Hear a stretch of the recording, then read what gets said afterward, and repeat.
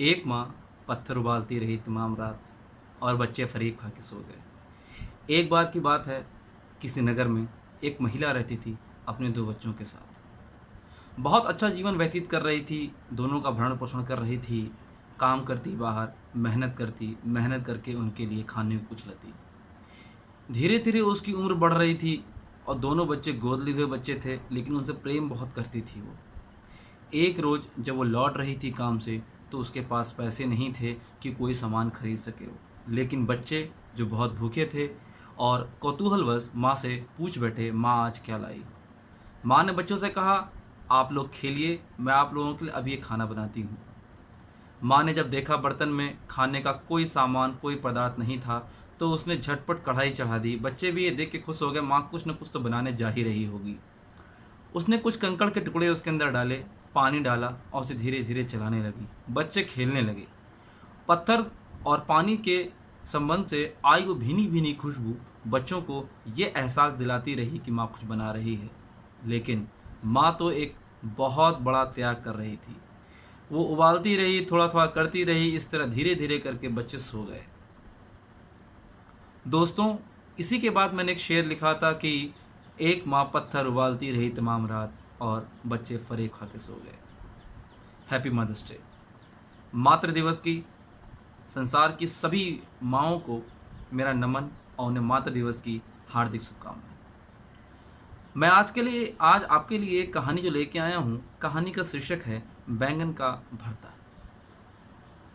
एक बार की बात है, विधाता जब सृजन कर रहे थे मानवों का पृथ्वी पर भेजने के लिए, तो सृजन करते-करते उनको अचानक भूख लग गई और अपने असिस्टेंट, अपने सहयोगी से कहा, जाओ पृथ्वी पर और कुछ खाने का इंतज़ाम करो। असिस्टेंट नीचे गए और उन्होंने देखा कि एक बाग में ढेर सारे बैंगन लगे हुए हैं। उन्होंने वो सारे बैंगन तोड़ लिए और प्रभु के पास पहुँचे। प्रभु ने कहा, तुम सब केवल बैंगन ले आए, अब बैंगन का मैं क्या करूँ? असिस्टेंट ने कहा कि श्रीमान, इसका भरता बना लीजिए। प्रभु ने कहा, ठीक है चलो। अब सारे मनुष्यों को मैं बना चुका हूँ, जिनको आज मुझे पृथ्वी पर भेजना है और इनमें सिर्फ दिमाग डालना बाकी है। तो एक काम करते हैं कि एक तरफ बैंगन का भरता चढ़ाते हैं, बनाते हैं और एक तरफ बनाते हैं हम मस्तिष्क में डालने वाला दिमाग। अब ये कार्यकलाप चलता रहा पूरी रात। कभी बैंगन का भरता जाता किसी के दिमाग में, कभी दिमाग पूरी तरीके से भर दिया जाता, मस्तिष्क दिमाग से भर दिया जाता। कुछ के दिमाग में, कुछ के मस्तिष्क के अंदर में थोड़ा-सा बैंगन का भरता और थोड़ा-सा दिमाग डाल दिया जाता। करते-करते भोर हो गई। जब भोर हुई और असिस्टेंट जब वहाँ पर आया, तो उन्होंने कहा, प्रभु आपने तो अन्याय कर दिया। कुछ लोगों को आपने पूरी तरह दिमाग दिया, कुछ लोगों को बैंगन का भरता मिक्स करके दिमाग दिया, कुछ को तो आपने पूरा बैंगन का भरता ही डाल दिया। ये तो अन्याय हो गया उनके साथ, जिनको सिर्फ बैंगन का भरता दिया आपने। प्रभु ने आश्वस्त किया और कहा, चिंता का विषय मत बनाओ इसे।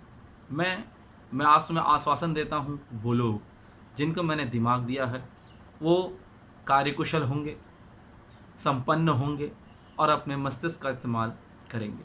और वो लोग जिनके पास मैंने बैंगन का भरता और दिमाग मिक्स करके दिया है, वो अपनी कर्तव्यनिष्ठता, कार्यकुशलता के आधार पर जीवन में अपने लक्ष्य को हासिल करेंगे और अपनी एक अलग से आइडेंटिटी बनाएंगे, ख्याति बनाएंगे। उन्होंने कहा कि प्रभु ये सारी बातें तो ठीक है, लेकिन उन लोगों का क्या होगा जिनको आपने पूरा बैंगन का भरता भर दिया?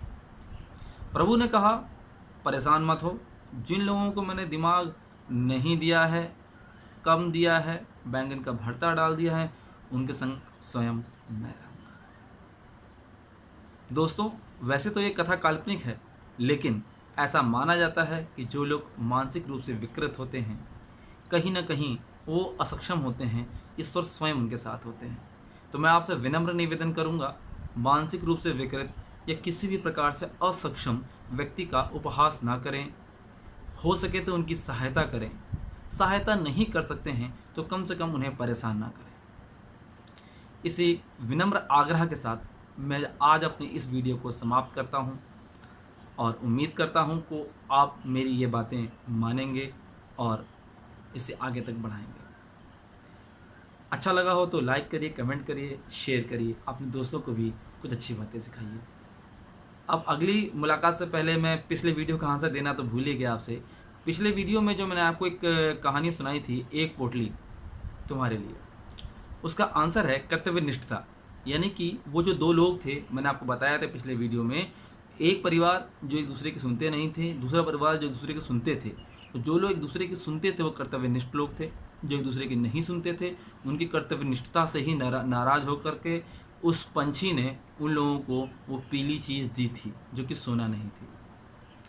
फिर मिलूँगा किसी अच्छी बात, किसी अच्छी कविता, किसी अच्छी कहानी के साथ। तब तक के लिए टिल देन बाय बाय, सायोनारा एंड जय हिंद।